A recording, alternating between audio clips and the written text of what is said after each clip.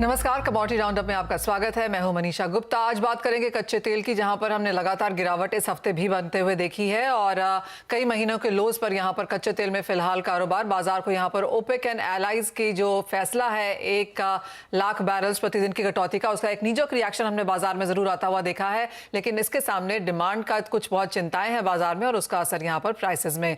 साथ ही बात करेंगे यहाँ पर सोने चांदी की, जहां पर सोना 1700 के नीचे फिर लुढ़कता हुआ नजर आया और चांदी भी यहाँ पर $18 के नीचे कर रही है कारोबार। क्या सोना यहां से और सस्ता होगा? क्या दिवाली से पहले ये खरीदारी का बेहतरीन मौका है? बताएंगे आपको। साथ ही बात करेंगे किसानों को सरकार का जो साथ मिला है और इस पर बात करने के लिए हमारे साथ आज मौजूद हैं कोटक सिक्योरिटीज के head of commodity Sunil Katke, धन.co के director Jayprakash Gupta, energy expert Narendra Taneja और साथ ही बात करेंगे All India Dal Mill Association के प्रेसिडेंट सुरेश अग्रवाल से। लेकिन शुरुआत यहां पर ऑयल एंड गैस से कर लेते हैं, जहां पर गैस के भावों में गिरावट है और यही गिरावट हमने यहां पर काफी हद तक कच्चे तेल के भावों में भी आते हुए देखी है। हमारे साथ नरेंद्र तनेजा जी जुड़ चुके हैं। नरेंद्र जी नमस्कार। मुनाफा वसूली यहां पर कच्चे तेल में लगातार हमने बनते हुए देखी है। बाजार को अब इस चीज का इंतजार है कि थर्सडे को एक तो ईसीबी की मीटिंग है, यूके के जो नई प्राइम मिनिस्टर है वो यहां पर क्या नई एनर्जी पॉलिसी लेकर आती हैं और फ्राइडे को फिर यहां पर यूरोपियन एनर्जी मिनिस्टर्स की बातचीत होने वाली है। तो यानी कि अगले 2-3 दिन यहां पर काफी महत्वपूर्ण रह सकते हैं। कैसे देखते हैं आप इन इवेंट्स को?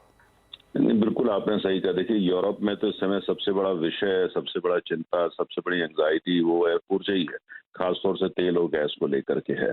अब उसको समाधान ढूंढा जा रहा है। अभी जो बाजार के अंदर जो आप देख रहे हैं कि थोड़ा सा एक विश्वास लौटा है, जिससे कीमतें थोड़ा कम हुई हैं, उसकी सबसे बड़ी वजह दो हैं। एक सबसे बड़ी वजह यह है कि जो G7 के कंट्रीज हैं, उन्होंने जो है प्राइस कैप की बात करी कि भाई ये रूस से जो तेल जाता है उस पर प्राइस कैप लगा दिया जाएगा। अर्थात ये हुआ कि रूस का तेल बाजार में आ सकता है, लेकिन वो सस्ते दाम पे नहीं बेचा जाएगा। जो कुल मिलाकर के जो ग्लोबल प्राइसेस होती हैं उसके आसपास ही होगा, तो उसको आने दिया जाएगा। और अगर जो कोई सस्ते में लेता है तो उसके खिलाफ जो है वो G7 कंट्रीज एक्शन लेंगे। इससे मार्केट के अंदर एक मैसेज ये गया है कि इसका मतलब ये हुआ कि रूस का तेल जो पहले ये था कि बाजार से गायब हो जाएगा, वो अब गायब नहीं होगा, बाजार में आएगा। और कुल मिलाकर के जो पश्चिम के देश हैं, खासतौर से अमेरिका, इसको लेके कंफर्टेबल है कि रूसी तेल बाजार में आए, लेकिन सस्ता नहीं बिकना चाहिए। उनकी चिंता यह है कि रूसी सरकार को ज्यादा डॉलर नहीं मिलना चाहिए, तो कहीं ना कहीं उनको लगता है कम्पीट करेगा। उससे यह है कि जो सप्लाई साइड है उसमें जो काफी एंग्जाइटी थी, जिसको लेके कीमतें उछल नहीं थी, ऊपर जा रही थी, अब वो उसमें थम गई हैं। तो एक बहुत बड़ा कारण है। दूसरा एक डिमांड को लेकर के कंसर्न बनी हुई है। चाइना के अंदर इस समय 27 ऐसे बड़े शहर हैं जहां पे कर्फ्यू लगा हुआ है, जहां पे कोविड की वजह से जो है दोबारा कर्फ्यू लग गया है। वहां से डिमांड जो है वो थोड़ी कम हुई है। एक इसको लेके है। दूसरा ये है कि कुल मिलाकर के जिस तरह का रवैया ओपेक का भी देखा गया है कि वो चाहते थे $90 हो प्राइस, और वो भी $90 के आसपास चल रही है, तो इसलिए उनको लगता है कि ये थोड़ा सा रीअश्योर्ड हो रहे हैं। मुझे ऐसा लगता है कि जिस तरह का माहौल बन रहा है, अगर यूक्रेन को लेके कोई स्थिति बेकाबू नहीं हो जाती, कोई रूस द्वारा बड़े हमले शुरू नहीं, अगर ऐसा कुछ नहीं होता है, तो आप ये देखेंगे कच्चे तेल की कीमतें अभी और नीचे जाएंगी। और कोई आश्चर्य की बात नहीं होगी कि आने वाले 5 या 7 हफ्ते, यानी अमरीकी जब संसद के चुनाव होते हैं, कांग्रेस के इलेक्शन वहां जब होते हैं, जब तक कीमतें लगभग $80 पर बैरल ब्रेंट की पहुंच जाए, कोई आश्चर्य की बात नहीं होगी। उसके बाद देखना होगा कि जाड़ा कितना बड़ा पड़ता है और जो G7 का जो प्राइस कैप है उसका क्या असर होता है। अगर आप $80 का भाव यहाँ पर अंतर्राष्ट्रीय बाजारों में देख रहे हैं, तो आप कहेंगे कि भारतीय बाजारों के लिए ये खुशी की बात रह सकती है। और क्योंकि हमने सरकार की तरफ से बहुत कोशिश होते हुए देखी है कि कमोडिटी प्राइसेस यहाँ पर इन कंट्रोल रहें, तो क्या वही सिनेरियो हम पेट्रोल डीजल के प्राइसेस में प्ले आउट होता हुआ देखेंगे? नहीं, बिल्कुल आपने सही कहा। अगर $80 कीमतें जो पहुंच सकती है, जैसे मैंने कहा आने वाले 5 से 7 से 8 हफ्ते के अंदर, अमेरिका के जो चुनाव है उसको मैं नजर में लेके चल रहा हूँ, तो भारत के लिए तो अच्छी खबर है, क्योंकि हमारे लिए तो हम बहुत भारी मात्रा में आयात करते हैं। हमारा चाहे वो बैलेंस ऑफ पेमेंट हो, रुपए की वैल्यू हो, सबके लिए एक अच्छी खबर हो जाती है। और वो दिवाली का मौसम वो होगा उसके आसपास, तो दिवाली पे तो कम से कम उपभोक्ता को शॉर्ट टर्म ही सही, लेकिन एक थोड़ी राहत मिल सकती है। और मुझे उम्मीद है कि सरकार भी वो राहत आम आदमी को दे देगी, पास ऑन करेगी अपने अन्य माध्यमों से। लेकिन सबसे जरूरी चीज ध्यान रखने की है कि ये सब कुछ छोटे समय के लिए होगा। अगर आप शॉर्ट टर्म व्यू लेके चल रहे हैं, अगर जाड़ा ज्यादा पड़ता है, रूस जो है वो प्राइस कैप का किसी न किसी रास्ता ढूंढ लेता है, उसको ब्रीच कर लेता है, तो कीमतें फिर ऊपर की तरफ जाएंगी। तो ये सब कुछ होगा, लेकिन बहुत लंबा नहीं, ये 2-3 महीने ये ठीक रह सकता है। लेकिन उसके बाद जो परेशानी है, जो तेल की परेशानी है, कुल मिलाकर के कीमतें ऊपर जाने की बात है, वो वापस जो है वहीं पहुंच जाएंगे। जी, बिल्कुल। तो एक राय इनफैक्ट जय की भी ले लेते हैं। जय, आपने मिस्टर तनेजा को भी सुना और हमने प्राइसेस में एक रिएक्शन ऑलरेडी नीचे की तरफ आते हुए वापस देखा है। 6900 के नीचे ट्रेड कर रहे हैं और अगर $80 तक आएगा तो फिर एमसीएक्स पर कहां तक जा सकता है। कल हमारी चर्चा हो भी रही थी काफी मेहमानों से, उनका मानना तो ये था कि सितंबर एंड तक हम 6400-6500 के लेवल्स एमसीएक्स पर देख सकते हैं कच्चे तेल में। क्या राय है आपकी? जी, गुड मॉर्निंग दीपाली। देखिए, अभी जो करंट सिनेरियो है इसमें थोड़ा सा बेयरिश ट्रेंड ज़रूर बना हुआ है। लेकिन हमें ये भी ध्यान रखना पड़ेगा कि अनसर्टेनिटी जो है ग्लोबल मार्केट्स में वो अभी भी बरकरार है। यूएस ईरान का जो न्यूक्लियर डील है उस पे भी कोई अभी तक कोई कॉन्क्रीट रेज़ोल्यूशन नहीं दिख रहा है। और जहाँ तक स्लो डाउन की बात है, ग्लोबल रिसेशन की बात है, ये पिछले 2-3 महीने से ये चर्चा में है। तो मुझे लगता है पर्सनली कि आई थिंक $84-85 एक बेस है, क्योंकि जिस हिसाब से न्यूज़ फ्लोज रहेंगे, अब हम रशिया की तरफ से देख रहे हैं, रशिया बहुत डेस्परेट है सैंक्शंस हटाने के लिए, इसलिए वो इम्पोज कर रहा है एनर्जी के सप्लाई को यूरोपियन मार्केट्स में। तो वो भी रशिया भी चाहता है कि उस पे सैंक्शंस हटे ताकि फ्यूचर में वो भी अपने इकोनॉमी को संभाल पाए। तो ये सारे अनसर्टेनिटी के बीच में मुझे लगता है $85 से $100 ये दायरा रहेगा क्रूड ऑयल प्राइसेस का विंटर आने से पहले तक। तो करंट लेवल में मुझे लगता है ये एक बॉटम आउट हो चुका है शॉर्ट टर्म में, और यहाँ से एक अपसाइड मोमेंटम ही देखने को मिलेगा बिल्कुल शॉर्ट टर्म की बात करें तो। मुझे लगता है $95 एक बेस रह सकता है अगर 1 से 1.5 महीने का नजरिया रखें तो लोअर लोज यहाँ पर कच्चे तेल में बनते हुए नजर आ रहे हैं और हमारी रेंजेस भी यहाँ पर नीचे की तरफ शिफ्ट होती हुई नजर आई हैं। नरेंद्र तनेजा जी, आपसे कोल पर भी बात करना चाहेंगे, क्योंकि अगर कोयले की कीमत देखें तो आज एशियन मार्केट्स में जो न्यूकैसल फ्यूचर्स हम फॉलो करते हैं वहां पर ऑल टाइम हाइज बनते हुए नजर आए हैं, $460 पर टन के।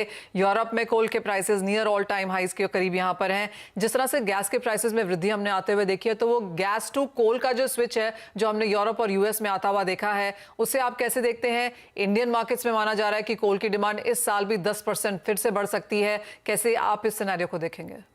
नहीं, बिल्कुल देखिए, कोल की डिमांड जो है पूरे दुनिया के बाजारों के अंदर, क्योंकि जो गैस की कहीं पे सप्लाई की कंस्ट्रेंट आने वाली हैं। अब जैसे कि जो तमाम गैस के बड़े बड़े खरीदार हैं, जिसमें भारत भी शामिल है, पाकिस्तान है, बांग्लादेश है, कोरिया है, ये सब तो देश है ही हैं। इन सब में जो तमाम गैस की अभी तक हमें बड़ी किल्लत नहीं दिखाई दी है, लेकिन यूरोप जिस हिसाब से गैस को खरीद रहा है और जिस दाम पे मिल रही है उस दाम पे खरीद रहा है एलएनजी को खास तौर से, तो जाहिर है फिर जो पावर प्लांट हैं, जो और देश हैं, वो कहीं ना कहीं कोयले का प्रयोग बढ़ाएंगे।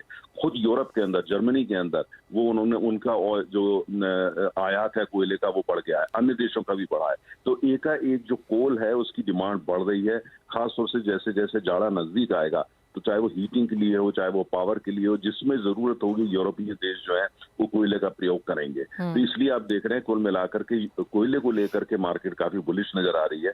और कहीं ना कहीं कोयले को लेकर जो बहस चलती थी, जैसे एमिशंस, कार्बन, ये सब होता है, वो भी फिलहाल वो बहस भी थम गई है। तो कोयले को एक, जैसे बोले, एक नई जिंदगी मिली है। अब ये नई जिंदगी कितनी लंबी होती है, कितना कैपिटलाइज किया जा सकता है, ये एक अलग प्रश्न है और एक अलग बहस है। ऑलराइट नरेंद्र जी, बहुत शुक्रिया साथ जुड़ने के लिए। तो क्लियरली वो एक डिटेल व्यू है कि यहाँ पर कच्चे तेल, गैस और कोयले में किस तरह की स्थिति रह सकती है। लेकिन सुनील, आप गैस के प्राइसेस कैसे देखते हैं? क्योंकि मंडे को यहाँ पर 30-35% का इजाफा देखने को मिला और पिछले 2 ट्रेडिंग सेशंस में यहाँ पर मुनाफा वसूली भी है। कैसे रीड करेंगे ये जो करंट लेवल्स हैं और जो ये 2.5% की गिरावट आज है? जी मनीषा जी, अगर डोमेस्टिक मार्केट में देखें, आज का भी मार्केट तकरीबन ₹17 डाउन है, 638 के रेंज में चल रहा है। 2-3 फंडामेंटल फैक्टर्स हैं जो कि दबाव में रख रहे हैं नेचुरल गैस को। सबसे पहला तो यूएस का जो सप्लाई सिचुएशन है नेचुरल गैस को लेके, वो ठीक ठाक चल रहा है। रिकॉर्ड हाई स्तरों पे यूएस का गैस प्रोडक्शन है। अगर हम रिग काउंट्स की बात करते हैं तो अगस्त 2019 के हाईस पे हैं, तो सप्लाई सिनारियो वहां पे थोड़ा टेकन केयर है। और जो रिसेंट स्टॉक बिल्डअप हुआ है वो अबाव एवरेज देखा जा रहा है जो यूएस में है, उसके वजह से भी थोड़ा बहुत दबाव जो है गैस के प्राइसेस पे है। ओवरबॉट जोन में चला गया था, obviously European gas prices all time high पे थे, तो कहीं ना कहीं उसके वजह से ओवरबॉट जोन में चला गया था, थोड़ा बहुत प्रॉफिट बुकिंग भी हमने देखा था। और आने वाले समय में, क्योंकि अभी पीक समर सीजन निकल गया है, तो कूलिंग डिमांड भी शायद उतना तेज नहीं रहेगा। तो मुझे लगता है over a period of time थोड़ा करेक्शन और देखने को मिल सकता है आज के ट्रेडिंग सेशन में। तो जो ट्रेडर्स हैं, मुझे लगता है 638-640 के रेंज में इंट्राडे के पर्सपेक्टिव से बेच के एक पोजीशन इनिशिएट कर सकते हैं। 648 का एक रेजिस्टेंस है, वहां का स्टॉप लॉस लगाएं। ऑन द लोअर साइड मुझे लगता है कि ये 620 तक का लेवल दिखा सकता है।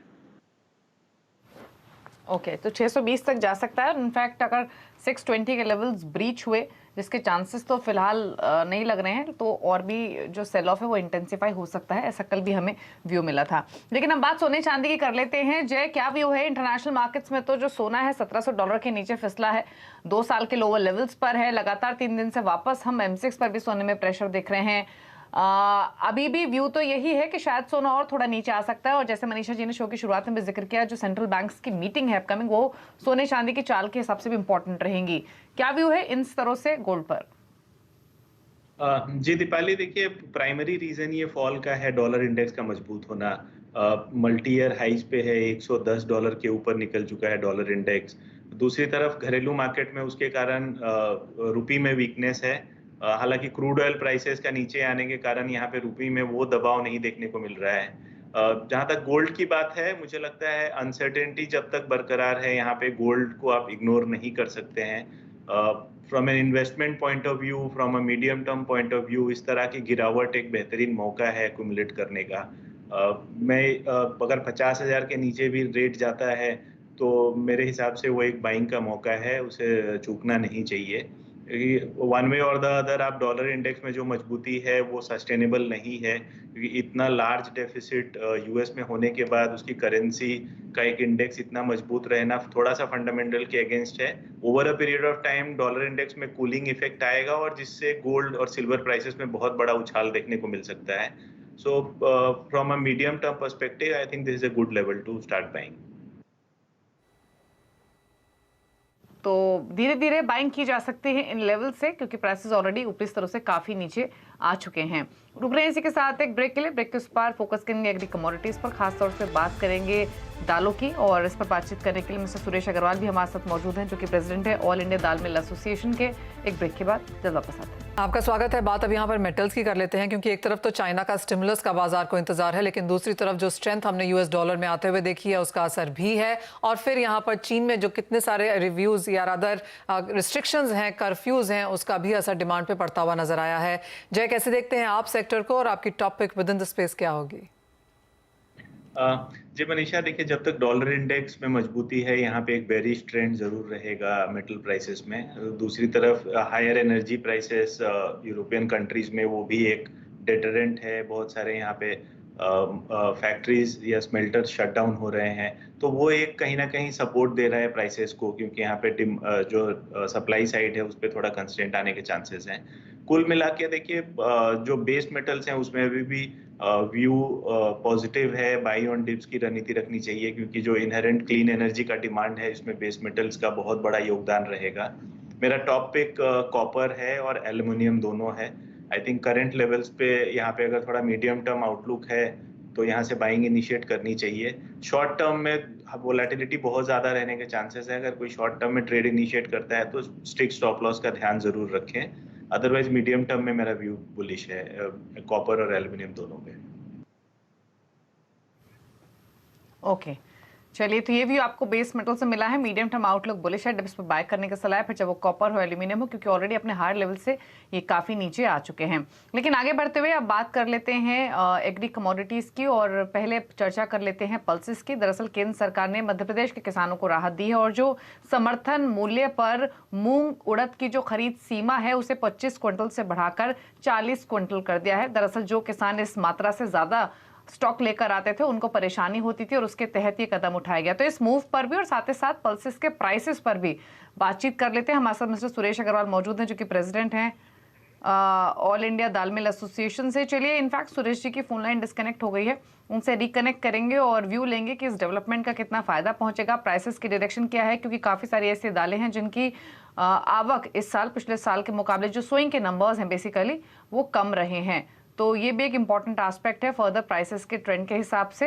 हालांकि अगर प्राइसेस क्या हैं किस रीजन में, वो आपकी स्क्रीन्स पर हैं। इनफैक्ट सुरेश जी जब तक कनेक्ट होते हैं तब तक कुछ और एग्री कमोडिटीज पर बातचीत कर लेते हैं। एक बार कॉटन सीड ऑयल के एक पे राय ले लेते हैं सुनील की, क्योंकि यहाँ पर हमने लगातार पिछले 3 सेशंस में गिरावट देखी है, लोअर सर्किट लगते हुए देखे हैं। आज 1% नीचे हैं प्राइसेस। क्या व्यू है, और भी गिरावट इन स्तरों से दिख रही है या थोड़ा थमेगा इसका भाव? फंडामेंटल फ्रंट अगर हम देखते हैं तो इवन कॉटन के भी प्राइसेस में हमने ठीक ठाक करेक्शन देखा हुआ है अभी इम्प्रूव्ड अराइवल्स हैं अक्टूबर के महीने से, तो कहीं ना कहीं पंजाब के रीजन में हार्वेस्ट बिगिन हुआ है, गुजरात से भी माल आना शुरू हो रहा है, तो कहीं ना कहीं अराइवल्स बेहतर हैं, डिमांड भी ठीक ठाक है, बट सप्लाई की कोई कमी नहीं है, तो मुझे लगता है कि थोड़ा करेक्शन डीपन हो सकता है। आई एम एंटिसिपेटिंग कुक्कुड़ में भी और 3 से 4% की गिरावट यहाँ के स्तरों से देखने को मिल सकती है आने वाले 1 से 2 हफ्तों के बीच में। ऑलराइट, कुछ और मुनाफा वसूली की एक्सपेक्टेशन यहाँ से भी, लेकिन दालों की बात करेंगे और सुरेश अग्रवाल जी अब हमारे साथ मौजूद हैं। सुरेश जी नमस्कार। जो सरकार की तरफ से ये स्टेप आया है कि उड़द मूंग की जो समर्थन सीमा है या जो बढ़ाई गई है, मिनिमम सपोर्ट प्राइस पे खरीदारी का जो टाइम यहाँ पर बढ़ाया गया है, क्या इसकी जरूरत पड़ी है? कितनी बिकवाली हमने अब तक होते हुए देखी है और ये सीमा बढ़ाने से कितना फायदा यहाँ पर अब किसानों को होगा? देखिए, मध्य प्रदेश में किसानों को लाभ देने के लिए भारत सरकार ने, कृषि मंत्रालय ने जो 25 कुंटल पर किसान से खरीदी करने का लक्ष्य निर्धारित किया था, उसको बढ़ाकर 40 कुंटल पर किसान किया है। तो इससे अगर एक दिन में किसान 40 कुंटल माल बेचता है और उसकी खेती अधिक है तो उसको लाभ मिलेगा, और उसका उत्पादन अधिक है तो उसको लाभ मिलेगा, क्योंकि ये जो खरीदी कर रही है सरकार 7,275 रुपए समर्थन मूल्य पे खरीदी कर रही है। तो ये देश में पहली बार ऐसा हो रहा है कि मूंग के आज बाजार में 6,000 से 6500 है और सरकार 7,275 में खरीद रही। तो इससे देश के किसानों को लाभ होगा। सबसे पहले मध्य प्रदेश को किसान का इसका लाभ मिल रहा है। माननीय कृषि मंत्री जी ने इसकी स्वीकृति प्रदान की है।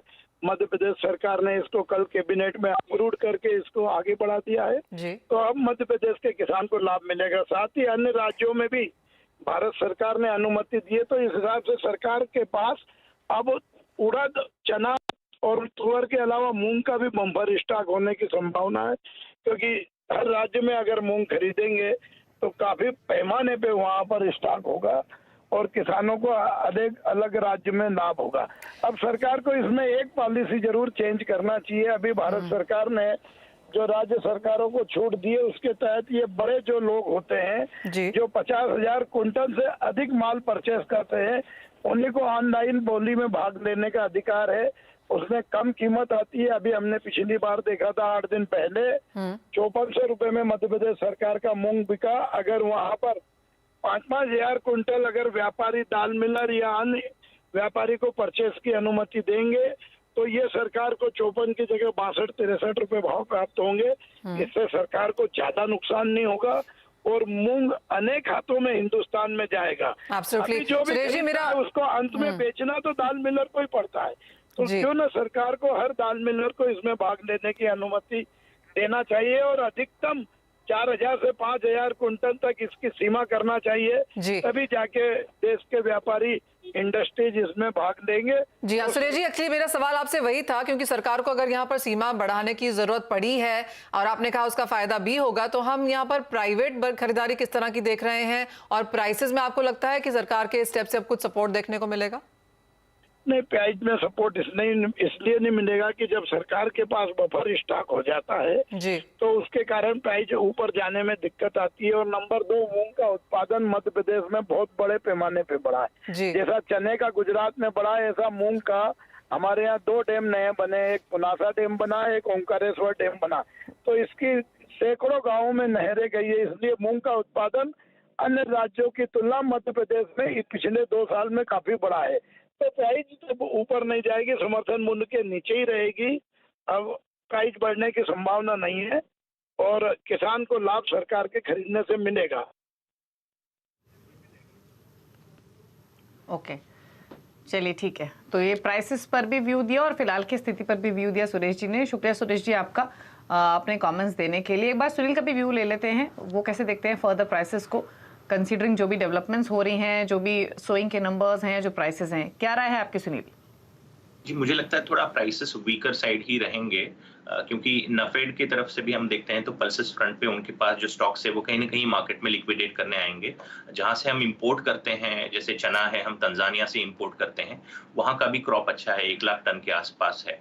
हम तकरीबन 40-45 टन जो है तंजानिया से इंपोर्ट करते हैं। तो ओवरऑल सेंटिमेंट अगर हम नाफेड के स्टॉक की तरफ से देखते हैं, जो पल्स की क्वालिटी है, जो दाल मिलर्स की तरफ से डिमांड रहेगी उस क्वालिटी के चना के, तो मुझे लगता है कि प्राइसेस थोड़े कमजोर रह सकते हैं। तो ओवरऑल सप्लाई साइड ठीक ठाक रहेगा, डिमांड थोड़ा एवरेज रहेगा, तो मुझे लगता है कि थोड़ा वीकनेस जारी रह सकता है ओवरऑल पल्स पैक में। ओके, ठीक है। तो ये है व्यू प्राइसेस पर। प्राइसेस थोड़े वीकर साइड पर ही रह सकते हैं फर्दर, ये सुनील का भी व्यू है और यही बात सुरेश जी भी कह रहे थे। चलिए शुक्रिया आपका, हमारे दोनों ही मेहमानों का, जय और सुनील, आने के लिए शो में और अपने व्यूज़ देने के लिए सभी पर। एक ब्रेक का वक्त हो गया है, लेकिन ब्रेक में जाने से पहले बात करेंगे मनी कंट्रोल प्रो के बेहद ही आकर्षक ऑफर के बारे में। मनी कंट्रोल अगस्त में फाइनेंशियल आज़ादी का उत्सव मना रहा है, जो कि फर्दर एक्सटेंड किया गया है और इस खास मौके पर लेकर आया है फाइनेंशियल फ्रीडम ऑफर, जिसके तहत मनी कंट्रोल प्रो का सब्सक्रिप्शन आप नेट जीरो कॉस्ट या यूं कहें कि मुफ्त में पा सकते हैं। अब इसके लिए आपको रोजाना ₹1 की दर से मनी कंट्रोल प्रो का सब्सक्रिप्शन लेना है और इस सब्सक्रिप्शन के साथ आपको हमारे ब्रांड पार्टनर की ओर से मिलेंगे ₹1500 के आकर्षक वाउचर्स। इसलिए देर न करें, मनी कंट्रोल ऐप या वेबसाइट पर जाएं और इस धमाकेदार ऑफर का फायदा उठाएं।